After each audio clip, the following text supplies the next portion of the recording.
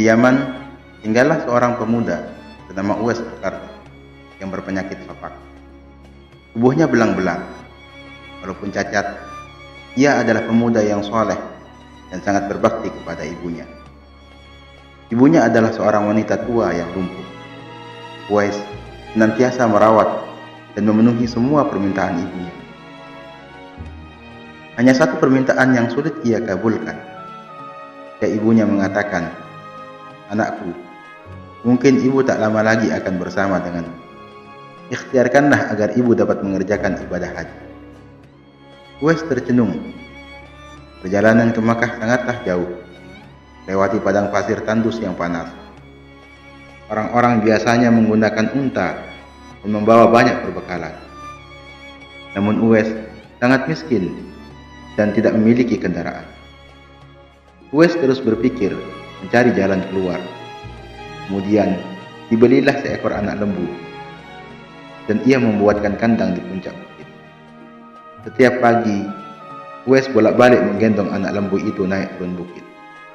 Uwais gila, kata orang-orang. Tak pernah ada hari yang terlewatkan ia menggendong lembu naik turun bukit. Semakin hari, anak lembu itu semakin membesar. Dan semakin besar pula tenaga yang diperlukan Uwais. Tapi, karena latihan tiap hari, anak lembu yang membesar itu tak terasa lagi. Setelah 8 bulan berlalu, sampailah musim haji. Lembu Uwais telah mencapai 100 kg. Begitu juga dengan otot-otot Uwais yang semakin membesar. Ia menjadi kuat mengangkat barang. Tahulah sekarang orang-orang, apa maksud Uwais menggendong lembu setiap hari. Ternyata ia berlatih untuk menggendong ibunya. Uwais menggendong ibunya berjalan kaki dari Yaman ke Makkah. Subhanallah, alangkah besar cinta Uwais kepada ibunya. Ia rela menempuh perjalanan jauh dan sulit demi memenuhi keinginan ibunya. Uwais berjalan tegap menggendong ibunya tawaf di Ka'bah. Ibunya terharu dan bercucuran air mata setelah melihat Baitullah. Di hadapan Ka'bah, ibu dan anak itu berdoa, "Ya Allah, ampunilah semua dosa ibuku," kata Uwais. "Bagaimana dengan dosamu?" tanya ibunya heran. Uwais menjawab, "Dengan terampunnya dosa ibu, maka ibu akan masuk surga. Cukuplah ridha dari ibu yang akan membawaku ke surga." Subhanallah, itulah keinginan Uwais yang tulus dan penuh cinta. Allah Subhanahu wa Ta'ala pun memberikan karunia-Nya. Uwais seketika itu juga disembuhkan dari penyakit sopaknya. Hanya tinggal bulatan putih di telapak tangannya. Dan itulah tanda untuk Umar bin Khattab dan Ali bin Abi Thalib, dua sahabat utama Rasulullah, untuk mengenali Uwais. Beliau berdua sengaja mencari Uwais di sekitaran Ka'bah karena Rasulullah SAW berpesan, "Di zaman kamu nanti akan lahir seorang manusia yang doanya sangat makbul. Kamu berdua pergilah cari dia. Dia akan datang dari arah Yaman. Dia dibesarkan di Yaman. Dia akan muncul di zaman kalian. Carilah dia. Kalau berjumpa dengannya, minta tolonglah dia berdoa untuk kalian berdua. Sungguhnya Allah mengharamkan atas kamu durhaka kepada ibu dan menolak kewajibannya dan meminta yang bukan haknya dan membunuh anak hidup-hidup, dan Allah membenci padamu banyak bicara dan banyak bertanya. Demikian pula pemborosan harta." Pemuda yang bernama Uwais Al-Qarni, ia tinggal di negeri Yaman. Uwais adalah orang yang terkenal fakir. Hidupnya sangat miskin. Uwais Al-Qarni adalah seorang anak yatim. Bapaknya sudah lama meninggal. Ia hidup bersama ibunya yang telah tua lagi lumpuh. Bahkan, mata ibunya telah buta. Kecuali ibunya, Uwais tidak lagi mempunyai sanak famili sama sekali. Dalam kehidupannya sehari-hari, Uwais Al-Qarni bekerja mencari nafkah dengan mengembala domba orang di waktu siang. Upah yang diterimanya cukup buat nafkahnya dengan ibunya. Bila ada kelebihan, terkadang ia pergunakan untuk membantu tetangganya yang hidup miskin serba kekurangan seperti dia dan ibunya. Demikianlah pekerjaan Uwais Al-Qarni setiap hari. Uwais Al-Qarni terkenal sebagai seorang anak yang taat kepada ibunya dan juga taat beribadah. Uwais Al-Qarni seringkali melakukan puasa. Bila malam tiba, ia selalu berdoa, memohon petunjuk kepada Allah. Alangkah sedihnya hati Uwais setiap melihat tetangganya yang baru pulang dari Madinah.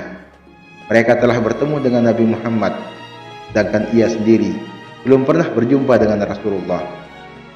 Berita tentang perang Uhud yang menyebabkan Nabi Muhammad mendapat cedera dan giginya patah karena dilempari batu oleh musuh-musuhnya telah juga didengar oleh Uwais. Segera Uwais mengetok giginya dengan batu hingga patah. Hal ini dilakukannya sebagai ungkapan rasa cintanya kepada Nabi Muhammad. Sekalipun ia belum pernah bertemu dengan beliau, hari demi hari berlalu dan kerinduan Uwais untuk menemui Nabi Muhammad semakin dalam. Hatinya selalu bertanya-tanya, kapankah ia dapat bertemu dengan Nabi Muhammad dan memandang wajah beliau dari dekat. Ia rindu mendengar suara Nabi Muhammad, kerinduan karena iman. Tapi bukankah ia mempunyai seorang ibu yang telah tua renta dan buta? Bagaimana mungkin ia tega meninggalkannya dalam keadaan yang demikian? Hatinya selalu gelisah. Siang dan malam, pikirannya diliputi perasaan rindu memandang wajah Nabi Muhammad. Akhirnya, kerinduan kepada Nabi Muhammad yang selama ini ia pendam tak dapat ditahan lagi. Pada suatu hari, ia datang mendekati ibunya, mengeluarkan isi hatinya dan memohon izin kepada ibunya agar ia diperkenankan pergi menemui Rasulullah di Madinah. Ibu Uwais, walaupun telah uzur, merasa terharu ketika mendengar permohonan anaknya. Ia memaklumi perasaan Uwais, seraya berkata, "Pergilah wahai anakku, temuilah Nabi Muhammad di rumahnya, dan bila telah berjumpa dengannya, segeralah engkau berangkat pulang." Betapa gembiranya hati Uwais Al-Qarni mendengar ucapan ibunya. Segera ia berkemas untuk berangkat. Namun ia tak lupa menyiapkan keperluan ibunya yang akan ditinggalkannya, serta berpesan kepada tetangganya agar dapat menemani ibunya selama ia pergi. Sesudah berpamitan, sembari mencium ibunya, berangkatlah Uwais Al-Qarni menuju Madinah. Setelah menempuh perjalanan jauh, akhirnya Uwais Al-Qarni sampai juga di kota Madinah. Segera ia mencari rumah Nabi Muhammad. Setelah ia menemukan rumah Nabi, diketuknya pintu itu sambil mengucapkan salam. Keluarlah seorang seraya membalas salamnya. Segera saja Uwais Al-Qarni menanyakan Nabi Muhammad yang ingin dijumpainya. Namun ternyata Nabi tidak berada di rumahnya. Beliau sedang berada di medan pertempuran. Uwais Al-Qarni hanya dapat bertemu dengan Siti Aisyah, istri Rasulullah SAW. Betapa kecewanya hati Uwais. Dari jauh ia datang untuk berjumpa langsung dengan Nabi Muhammad, tapi tidak dapat ia jumpai. Dalam hati Uwais bergolak perasaan ingin menunggu kedatangan Nabi dari medan perang. Tapi kapankah Nabi pulang? Sedangkan masih terngiang di telinganya pesan ibunya yang sudah tua dan sakit-sakitan agar cepat pulang ke Yaman. Akhirnya, karena ketaatannya kepada ibunya, pesan ibunya mengalahkan suara hati dan kemauannya untuk menunggu dan berjumpa dengan Nabi Muhammad. Karena hal itu tidak mungkin, Uwais Al-Qarni dengan terpaksa pamit kepada Siti Aisyah untuk segera pulang ke Yaman. Ia hanya menitipkan salam untuk Nabi Muhammad. Setelah itu, Uwais Al-Qarni pun segera berangkat mengayuhkan langkahnya dengan perasaan amat haru. Peperangan telah usai dan Nabi Muhammad pulang menuju Madinah. Sampainya di rumah, Nabi Muhammad menanyakan kepada Siti Aisyah tentang orang yang mencarinya. Nabi mengatakan bahwa Uwais Al-Qarni anak yang taat kepada ibunya. Ia adalah penghuni langit. Mendengar perkataan Nabi Muhammad, Siti Aisyah dan para sahabat tertegun. Menurut keterangan Siti Aisyah, memang benar ada yang mencari Nabi Muhammad dan segera pulang ke Yaman karena ibunya sudah tua dan sakit-sakitan, sehingga ia tidak dapat meninggalkan ibunya terlalu lama. Nabi Muhammad melanjutkan keterangannya tentang Uwais Al-Qarni, penghuni langit itu, kepada para sahabatnya. Kalau kalian ingin berjumpa dengan dia, perhatikanlah, ia mempunyai tanda putih di telapak tangannya.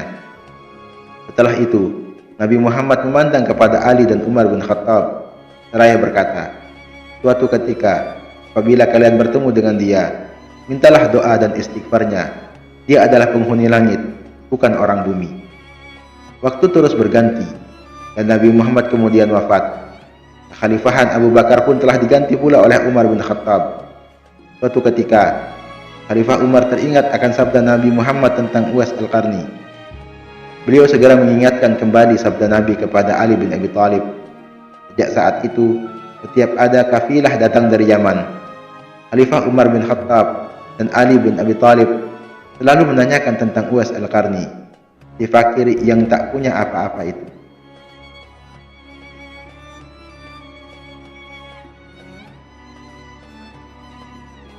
Rombongan kafilah dari Yaman menuju Syam silih berganti, membawa barang dagangan mereka. Suatu ketika, Uwais Al-Qarni turut bersama mereka. Rombongan kafilah itu pun tiba di kota Madinah. Melihat ada rombongan kafilah yang baru datang dari Yaman, segera Khalifah Umar bin Khattab dan Ali bin Abi Thalib mendatangi mereka dan menanyakan apakah Uwais turut serta bersama mereka. Rombongan kafilah itu mengatakan bahwa Uwais ada bersama mereka. Dia sedang menjaga unta-unta mereka di perbatasan kota.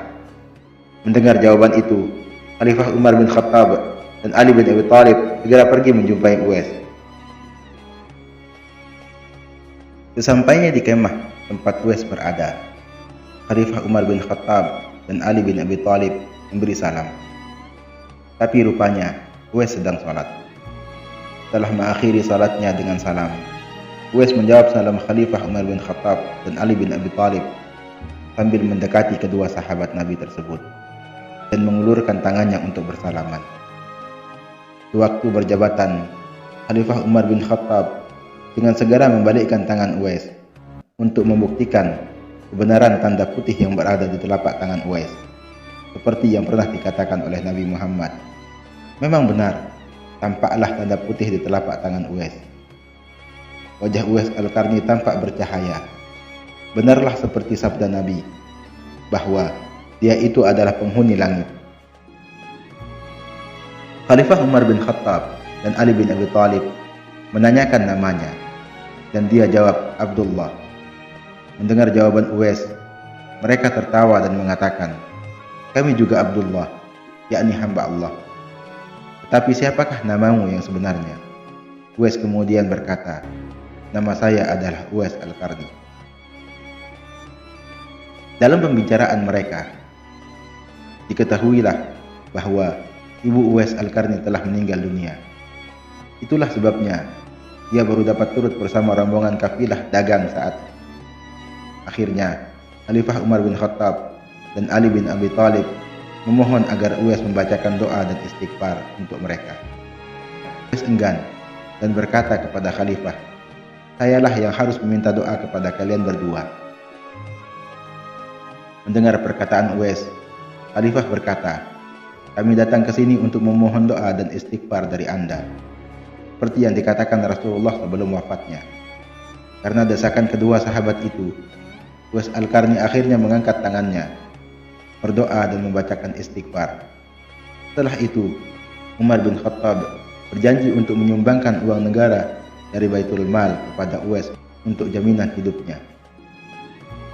Segera saja Uwais menampik dengan berkata, hamba mohon supaya hari ini saja hamba diketahui orang. Untuk hari-hari selanjutnya, biarlah hamba yang fakir ini tidak diketahui orang lagi. Beberapa tahun kemudian, Uwais Al-Qarni berpulang ke rahmatullah. Anehnya, pada saat ia akan dimandikan, tiba-tiba sudah banyak orang yang berebutan untuk memandikannya.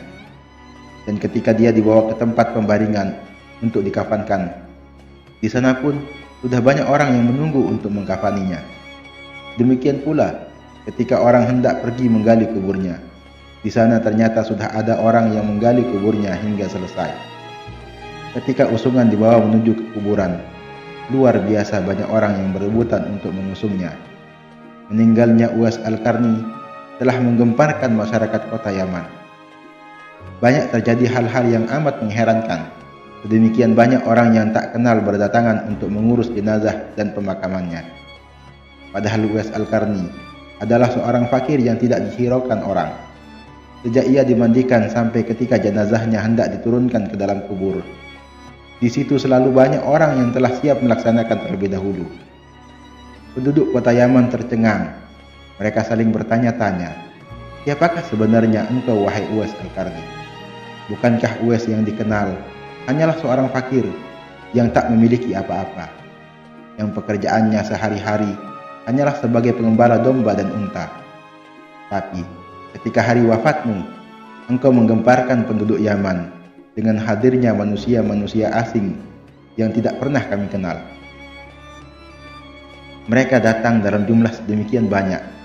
Agaknya mereka adalah para malaikat yang diturunkan ke bumi hanya untuk mengurus jenazah dan pemakamanmu.